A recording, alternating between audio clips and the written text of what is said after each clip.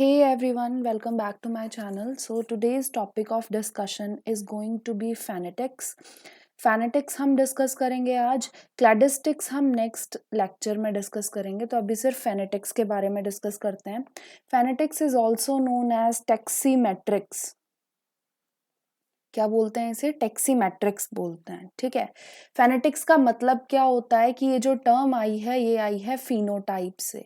Phenotype का मतलब जो भी एक्सटर्नल अपीयरेंस है ऑर्गेनिज्म की, उस पे जो भी आप ऑब्जर्व करते हो उनके कैरेक्टर्स के बेसिस पे आप क्लासिफाई करते हो ऑर्गेनिजम्स को. तो फेनेटिक्स में यही चीज होती है. क्या होती है? क्लासिफिकेशन होती है. And this classification is based on morphology. Mainly morphology पे ये पूरी फेनेटिक्स बेस्ड होती है, लेकिन मॉर्फोलॉजी के अलावा कुछ और ऑब्जर्वेबल ट्रेट्स भी आप यूज कर सकते हो. कोई भी ऑब्जर्वेबल ट्रेट्स का यूज कर सकते हैं क्लासिफिकेशन के लिए. ठीक है. बस क्या चीज होनी चाहिए कि वो जो भी ऑब्जर्वेबल ट्रेट्स हैं वो सब होने चाहिए मेजरेबल, जिन्हें हम मेजर कर सकते हैं. तो मेजरेबल होने चाहिए, तभी हम फेनेटिक्स में उन्हें क्लासिफिकेशन के लिए यूज करेंगे.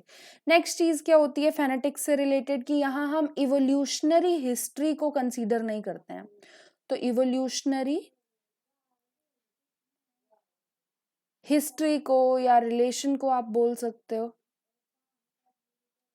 इनको हम इंक्लूड नहीं करते हैं. इसीलिए हम बोलते हैं कि it is not based on phylogeny. तो यहाँ पे फाइलोजेनी नहीं है, फाइलोजेनेटिक एनालिसिस नहीं किया जाता. सिर्फ और सिर्फ मॉर्फोलॉजिकल कैरेक्टर्स के बेसिस पे ऑर्गेनिजम्स को हम क्लासिफाई कर देंगे. और एक और चीज जो फेनेटिक्स में होती है वो ये कि ये डिस्टिंग्विश नहीं करती होमोलोगस और एनालोगस ऑर्गन्स के बीच में.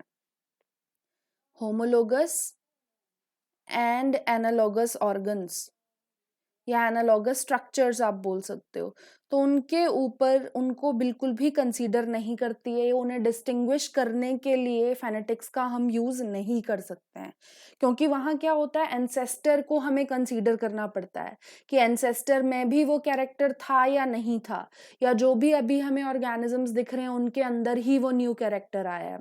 तो हम ये चीज नहीं बोल सकते हैं कि वो होमोलोगस है कोई स्ट्रक्चर या एनालॉगस है. तो उन्हें डिस्टिंग्विश करने के लिए हम फेनेटिक्स का यूज नहीं कर सकते हैं. नेक्स्ट चीज की फेनेटिक्स में हम जो भी ट्री लाइक स्ट्रक्चर, एक ट्री की तरह एक स्ट्रक्चर बनाते हैं, उस ट्री लाइक स्ट्रक्चर को हम बोलते हैं फिनोग्राम. ठीक है. ऐसे बहुत सारे ट्री लाइक स्ट्रक्चर्स होते हैं जो इवोल्यूशनरी हिस्ट्री या कुछ ऑर्गेनिजम्स के बीच में रिलेशन पता करने के लिए यूज होते हैं. तो वो जो फिनोग्राम होगा, क्लैडोग्राम होगा, ये सब चीजें आप पढ़ोगे क्या होता है. डेंड्रोग्राम मेनली इन्हें बोलते हैं. डेंड्रो मतलब ट्री से रिलेटेड. तो ट्री लाइक नेटवर्क अगर बनता है, जब भी आप ऑर्गेनिजम्स को कुछ कैरेक्टर्स के बेसिस पे क्लासिफाई करोगे, तो वो जो ट्री लाइक स्ट्रक्चर बनेगा उसे हम डेंड्रोग्राम बोलते हैं. That dendrogram is of two types. Main two types हैं, एक है फिनोग्राम और दूसरा होता है क्लैडोग्राम. तो यहाँ हम आज फिनोग्राम के बारे में पढ़ने वाले हैं. किसके बारे में? फिनोग्राम के बारे में. आगे आने वाले लेक्चर्स में हम डिस्कस करेंगे क्लैडोग्राम के बारे में भी. ठीक है. तो फिनोग्राम है क्या? एक ट्री लाइक स्ट्रक्चर है. That is it is a dendrogram that is based on phonetics या फेनेटिक्स डेटा. उस पे जो भी डेंड्रोग्राम बेस्ड होता है उसी को हम फिनोग्राम बोलते हैं. अब ये जो फिनोग्राम होते हैं इसे क्लियर कर लेते हैं, फिर डिस्कस करते हैं. तो जो भी वो फिनोग्राम बनता है, ठीक है, हमारे पास एक ट्री लाइक स्ट्रक्चर है जिसे हम फिनोग्राम बोल रहे हैं क्योंकि ये फेनेटिक्स पे बेस्ड है. मॉर्फोलॉजिकल कैरेक्टर्स फिनोटाइप पे बेस्ड है. अब यहाँ क्या होता है कि आप जब भी फिनोग्राम ड्रॉ करोगे तो आपको क्या चाहिए होगा. जैसे अगर मैं ड्रॉ करूं, कुछ ऐसा फिनोग्राम हमें दिखता है. ठीक है. मान लो ये एक फिनोग्राम है, तो इसमें ये हर एक लाइन होती क्या है वो हमें डिस्कस करना है. So each of these lines are known as phenon lines. इन्हें हम फिनॉन लाइन्स बोलते हैं. ठीक है. फिनॉन लाइन्स होंगी क्या? 90 डिग्री के एंगल पे होती हैं. ठीक है. किसके 90 degree? 90 degree to dichotomous branching, dichotomous branching. तो जो भी डाइकोटोमस ब्रांचिंग होगी उसके 90 डिग्री पे ये प्रेजेंट होती हैं। इन्हें जब भी आप डिस्कस करोगे तो क्या होता है कि हम क्या करते हैं, यहाँ पे कुछ नंबरिंग लिखते हैं, ठीक है, कुछ नंबर्स यहाँ पे प्लेस्ड होते हैं जो होते हैं कोफिशिएंट ऑफ सिमिलैरिटी, या सिमिलैरिटी के बेसिस पे कुछ नंबर्स दिए जाते हैं और यहाँ लिखा जाता है, जैसे यहाँ ब्लू से हम डिनोट कर लेते हैं, तो मान लो ये है 1, ये है 2, 3 एंड 4। तो ये क्या होंगे, डिफरेंट ऑर्गेनिजम्स हैं जिनके बीच में हम रिलेशन निकालने की कोशिश कर रहे हैं। किसके बेसिस पे, सिर्फ मॉर्फोलॉजिकल फीचर्स के बेसिस पे, ठीक है। तो फिनॉन लाइंस हमारे पास होती हैं। नेक्स्ट चीज, ये फिनॉन लाइंस करती क्या हैं, तो ये हमें बताती हैं परसेंट सिमिलैरिटी, यानी जो भी हमने कैरेक्टर यूज किया है उस कैरेक्टर के बेसिस पे जब हम ऑर्गेनिजम्स को क्लासिफाई कर रहे हैं तो उनके बीच में सिमिलैरिटी कितनी परसेंट है, कितना प्रतिशत उनके बीच में कुछ कैरेक्टर्स मैच कर रहे हैं। तो वो परसेंट सिमिलैरिटी जो भी फिनोटाइपिक फीचर्स, फेनेटिक फीचर्स के बेसिस पे होंगे वो फिनॉन लाइंस बताती हैं। तो फिनॉन लाइन जितनी लंबी होगी उतने ज्यादा परसेंट सिमिलैरिटी है। जैसे आप यहाँ देख सकते हो इस लाइन के कंपैरिजन में ये वाली लाइन जो है, ये फिनॉन लाइन ज्यादा लंबी है, यानी यहाँ जो कैरेक्टर्स हैं वो काफी ड्यूरेशन तक कॉमन रहे थे, सिमिलैरिटी उनके बीच में काफी ज्यादा थी। एंड में आते आते दो ग्रुप्स में वो डाइवर्ज हो गया, ठीक है। तो ये फेनेटिक्स में हम चीजें डिस्कस करते हैं। नेक्स्ट चीज क्या होती है कि हम बहुत बार कंफ्यूज होते हैं किसके बीच में, फेनेटिक्स के बीच में, और एक चीज जो हम यूज करते हैं that is numerical taxonomy, numerical taxonomy. अब क्या होता है कि इनके बीच में हम क्या सोचते हैं कि दोनों एक ही चीज है, but these are not at all equal. Phenetics कभी भी न्यूमेरिकल टेक्सोनोमी के बराबर नहीं हो सकती है। न्यूमेरिकल टेक्सोनोमी में क्या होता है, हम 1 या 0 ऐसे कुछ नंबर्स डिनोट करते हैं, उसके बेसिस पे एक टेबल बनाते हैं जिसमें कुछ स्पीशीज होती हैं, उन स्पीशीज के बीच में हम बताते हैं कि कैरेक्टर जो है वो कॉमन है तो 1, नहीं है तो 0।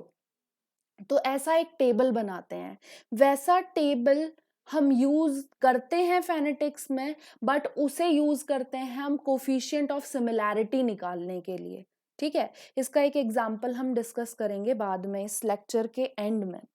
तो ये चीज आपको क्लियर होनी चाहिए कि phenetics is never equal to numerical taxonomy, दोनों चीजें काफी अलग हैं।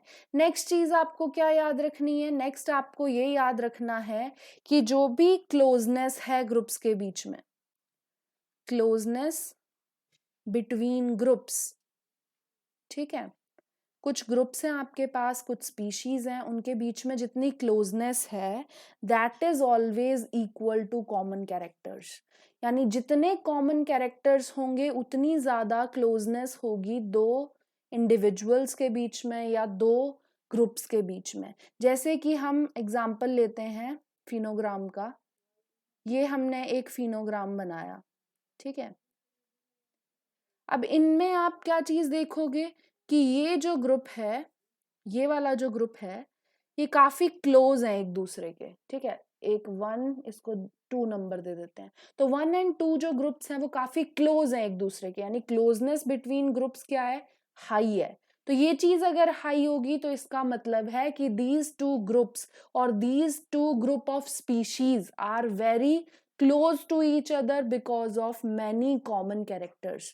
तो बहुत सारे कॉमन कैरेक्टर्स हैं उनके बीच में, इसीलिए वो दोनों जो हैं वो काफी क्लोज आ रही हैं। सिमिलरली अगर हम देखते हैं फर्स्ट वाला ग्रुप एंड मान लो ये वाला ग्रुप है, ठीक है, इसको नंबर दे देते हैं 5।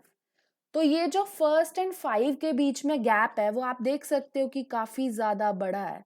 तो ये गैप बड़ा होने का मतलब क्या है कि क्लोजनेस इतनी ज्यादा नहीं है उन ग्रुप्स के बीच में, क्लोजनेस ज्यादा नहीं है, यानी कॉमन कैरेक्टर्स भी उनके बीच में कम होंगे, होंगे जरूर, ऐसा नहीं है कि नहीं होंगे। तो मान लो कि अगर हम 10 कैरेक्टर्स यूज कर रहे हैं फॉर क्लासिफिकेशन, इतने कम यूज करते नहीं है नॉर्मली, बहुत सारे हम कैरेक्टर्स यूज करते हैं।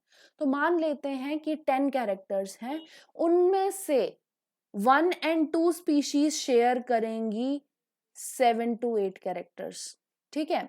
लेकिन अगर हम 1 and 5 की बात करें, 1 स्पीशीज यहाँ है, 5 यहाँ है, इनके बीच में क्लोजनेस बहुत ज्यादा नहीं है। तो ये जो 1 and 5 ग्रुप की स्पीशीज हैं, इनके बीच में कॉमन कैरेक्टर्स काफी कम होंगे। मान लो 1 या 2 कैरेक्टर्स ही हैं जो कॉमन है।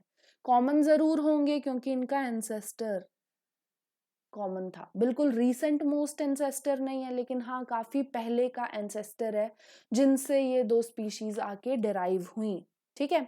तो जितनी क्लोजनेस होगी ग्रुप्स के बीच में, उतने ज्यादा कॉमन कैरेक्टर्स होंगे। नेक्स्ट चीज है कि हम कैसे डिटरमाइन करते हैं रिलेशन। तो अब हम पढ़ने वाले हैं डिटर्मिनेशन। किस चीज की determination? Of phonetic relation. Phonetic relations, ठीक है। तो फिनोटिपिक रिलेशन की डिटर्मिनेशन हम कैसे करते हैं? तो इससे रिलेटेड हमें सबसे पहले ये चीज समझनी होगी कि OTU नाम की टर्म होती क्या है। तो OTU फुल फॉर्म है किस चीज, सॉरी शॉर्ट फॉर्म है किस चीज की? Operational taxonomic unit. Operational taxonomic unit, ठीक है। तो यहाँ कर क्या रहे हैं? हम कुछ कैरेक्टर्स का यूज कर रहे हैं, उन कैरेक्टर्स को काउंट करते हैं हम, और उससे हमें OTU का पता चलता है। तो OTU मेनली कैरेक्टर्स है, आप सिंपली ये बोल सकते हो, ठीक है। अब ये जो OTUs होते हैं, इन्हें निकालने के लिए हमें क्या करना पड़ता है? कुछ मेथड्स यूज करने पड़ते हैं। OTUs का पता लगाने के लिए, कैरेक्टर्स का पता लगाने के लिए कुछ मेथड्स हमें यूज करने पड़ते हैं, जिनमें से सबसे सिंपलेस्ट, जिसका हम सबसे ज्यादा यूज करते हैं, वो कौन सा होता है? तो उसे बोलते हैं SMC। क्या बोलते हैं? SMC मतलब simple matching coefficient. Simple matching coefficient, ये सबसे सिंपलेस्ट मेथड है जिससे हमें इजीली जो भी टेक्सोनोमिक ग्रुप्स हैं, यूनिट्स हैं, उनके बीच में रिलेशन इजीली हम निकाल सकते हैं सिंपल मैचिंग कोफिशिएंट की हेल्प से, ठीक है। अब ये कैसे निकाला जाता है? ये कोफिशिएंट भी तो हमें निकालना ही पड़ेगा किसी प्रोसीजर से। तो इस कोफिशिएंट को निकालने के लिए हमें क्या करना पड़ता है? काउंट करना पड़ता है। किसको? तो counting of number of character states. Number of character states. तो कैरेक्टर स्टेट्स हमें सबसे पहले काउंट करनी पड़ेंगी। अगर कैरेक्टर स्टेट्स हम काउंट नहीं करते हैं तो हम सिंपल मैचिंग कोफिशिएंट बिल्कुल भी नहीं निकाल सकते। अब कैरेक्टर स्टेट क्या होता है? मान लो कि एक कैरेक्टर है, कौन सा कैरेक्टर है? मान लो हेयर, ठीक है। हेयर का एक कैरेक्टर है, उसकी स्टेट्स क्या होंगी? मान लेते हैं कि हम एक स्टेट है प्लस यानी प्रेजेंट है, एक है माइनस यानी एब्सेंट है। तो दीज टू स्टेट्स जो कि हम प्रेजेंस या एब्सेंस बोल रहे हैं, इन्हें हम बोलते हैं कैरेक्टर स्टेट्स, ठीक है। कैरेक्टर इज हेयर, अगर प्रेजेंट है या एब्सेंट है तो उसके बेसिस पे हम क्लासिफाई करेंगे ऑर्गेनिजम्स को। So hair presence and absence are denoting the character states of this hair character, ठीक है। तो कैरेक्टर स्टेट्स को हमें काउंट करना पड़ेगा, उसके बेसिस पे ही हम सिंपल मैचिंग कोफिशिएंट निकाल सकते हैं। क्लियर? चलो आगे देखते हैं। तो जब हमने ये कैरेक्टर स्टेट्स के बारे में पता कर लिया, ठीक है, अब कैरेक्टर स्टेट्स भी हमें कौन सी निकालनी है? Which are common. Common character states निकालनी है। अगर कैरेक्टर स्टेट्स कॉमन नहीं होंगी उन स्पीशीज के बीच में, तो हम उन स्पीशीज के बीच में रिलेशन कैसे बताएंगे कि उनके बीच में ये रिलेशन आता है? तो कॉमन कैरेक्टर स्टेट्स को ही हमें काउंट करना होता है, और उसके बेसिस पे ही हम SMC निकाल सकते हैं, सिंपल मैचिंग कोफिशिएंट इजीली निकाल सकते हैं। तो जब हमें ये पता चल जाता है कॉमन कैरेक्टर स्टेट्स कौन कौन सी हैं, ठीक है, कॉमन कैरेक्टर स्टेट्स हमें पता चल गई, तो इन्हें हम डिवाइड कर देते हैं by total number of characters. जितने भी कैरेक्टर्स हमें मिले हैं ठीक है। उन सब कैरेक्टर्स को काउंट करके उससे डिवाइड कर देंगे हम number of common character states को। तो इससे हमें क्या मिल जाएगा, एसएमसी मिल जाएगा। तो एसएमसी का फॉर्मूला है ये, ठीक है। कॉमन कैरेक्टर स्टेट्स कितनी है upon total number of characters कितने हैं, इससे जो हमें वैल्यू मिलेगी दैट इज एसएमसी। अब एसएमसी यानी सिंपल मैचिंग कोफिशिएंट जब आपने निकाल दिया तो नेक्स्ट स्टेप क्या होता है, नेक्स्ट स्टेप होता है अरेंजमेंट। किस चीज की अरेंजमेंट, तो वो चीज आपको देखनी है, arrangement to form similarity matrix. यानी इसके बाद हमें सिमिलैरिटी मैट्रिक्स बनानी होगी। सिमिलैरिटी मैट्रिक्स अगर हमने नहीं बनाई तो हमें नहीं पता चलेगा कि दो स्पीशीज के बीच में कितनी सिमिलैरिटी है। अब ये सिमिलैरिटी मैट्रिक्स बनाते कैसे हैं, तो इसके लिए होता है वैसा एक टेबल, ठीक है। उस टेबल में आपके पास स्पीशीज के नाम हैं, सेम स्पीशीज के नाम इस साइड भी आएंगे, फिर उनके बीच में कितने कैरेक्टर्स कॉमन है, क्योंकि ये मान लो ए स्पीशीज थी, ये भी ए होगी, तो यहाँ होगा 1, क्योंकि इनमें तो सारे कैरेक्टर्स कॉमन है। लेकिन मान लो ये बी है और ये ए है, तो बी और ए के बीच में नंबर ऑफ कैरेक्टर्स कम होंगे 1 से। किस लिए 1 से कम होंगे, क्योंकि 1 मैक्सिमम लिमिट है। Maximum number of common characters को हम 1 से डिनोट करते हैं। तो इस टाइप की हमें सिमिलैरिटी मैट्रिक्स बनानी पड़ती है।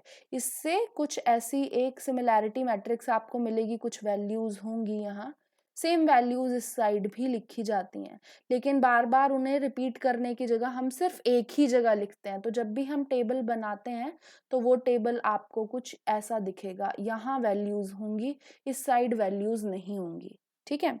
तो ये हमारे पास सिमिलैरिटी मैट्रिक्स बन गया, ठीक है। तो सिमिलैरिटी मैट्रिक्स जब हमारे पास बन जाता है तो उसी के बेसिस पे हमें पता चल जाता है कि कौन कौन सी स्पीशीज हैं जिनके बीच में कैरेक्टर्स जो हैं वो काफी ज्यादा कॉमन है, ठीक है। अब ये जो स्पीशीज का हमें पता चल जाएगा तो इसके बेसिस पे अब हम फिनोग्राम बनाएंगे, ठीक है। तो फिनोग्राम इसके बेसिस पे हमें बनाना पड़ेगा, और वो फिनोग्राम कैसा दिखता है, वो फिनोग्राम दिखता है जैसे कि हमने पीछे देखा, इस टाइप का कुछ फिनोग्राम बनेगा, ठीक है। इस टाइप का फिनोग्राम बन गया। अब ये जो वैल्यूज हैं हमारे पास, यहाँ जो भी वैल्यूज आई 1, 0.8, 0.7, 0.5, जो भी ये वैल्यूज आई, इन वैल्यूज को हम यहाँ पे एक लाइन खींच के उन्हें प्लेस कर देते हैं, ठीक है। अब उन वैल्यूज के बेसिस पे हम देखेंगे, मान लो ये 0.8 है और ये है 1, 1 सबसे एंड में होता है, क्योंकि वो है जो कॉमन कैरेक्टर है डिफरेंट स्पीशीज के बीच में और उन्हें डिस्टिंग्विश कर पा रहा है। तो मान लो ये स्पीशीज थी ABCDE, ठीक है, यहाँ 1 है, तो इसके बेसिस पे हम ये बता सकते हैं कि जो भी कोफिशिएंट है एसोसिएशन का वो ज्यादा है CDE में, ठीक है, as compare to ABC। ABC भी आप बोल सकते हो, क्योंकि AB अलग ग्रुप बना रहा है, CDE अलग ग्रुप बना रहा है, ठीक है। तो ये जो भी वैल्यूज होती हैं ना, इन वैल्यूज के बेसिस पे जो वैल्यूज हमें इस टेबल से मिलती हैं, जो सिमिलैरिटी मैट्रिक्स है उससे जो हमें मिलती हैं, उससे हम डेवलप करते हैं फिनोग्राम, ठीक है। तो मेनली हमने क्या किया था, कुछ ऑपरेशनल टेक्सोनॉमिक यूनिट्स डिसाइड की थी। हमने कोफिशिएंट निकाला डिफरेंट स्पीशीज के बीच में। कोफिशिएंट निकालना, जब भी हम कोफिशिएंट निकालेंगे सिमिलैरिटी वाला कोफिशिएंट, तो वो हमेशा दो दो स्पीशीज के बीच में निकालते हैं। यानी मान लो पहले हम AB के बीच में निकालेंगे, फिर AC के बीच में, फिर BC के बीच में। तो ऐसे डिफरेंट स्पीशीज या ग्रुप्स के बीच में हम ये सिमिलैरिटी कोफिशिएंट निकालते हैं, तभी मैट्रिक्स बनेगा और मैट्रिक्स से फिर फिनोग्राम बनेगा। आई होप कि आपको टेक्सी मैट्रिक्स वाली चीज समझ आ गई हो, टेक्सी मैट्रिक्स, फेनेटिक्स, ये चीज समझ आ गई हो। अगर आपका फिर भी कोई डाउट है, कोई क्वेश्चन है आपसे सॉल्व नहीं हो रहा है, वैसे तो इसमें सॉल्व करने वाले कोई क्वेश्चन आते नहीं है, लेकिन फिर भी अगर आपसे कोई क्वेश्चन सॉल्व नहीं हो रहा है, नहीं समझ आया हो, तो कमेंट सेक्शन में मुझे ज़रूर बताना। यही था आज की वीडियो में। आगे आने वाली वीडियोस में हम क्लैडिस्टिक्स के बारे में पढ़ेंगे, ठीक है। अभी हमने डिस्कस किया फेनेटिक्स, अब हम डिस्कस करेंगे क्लैडिस्टिक्स के बारे में।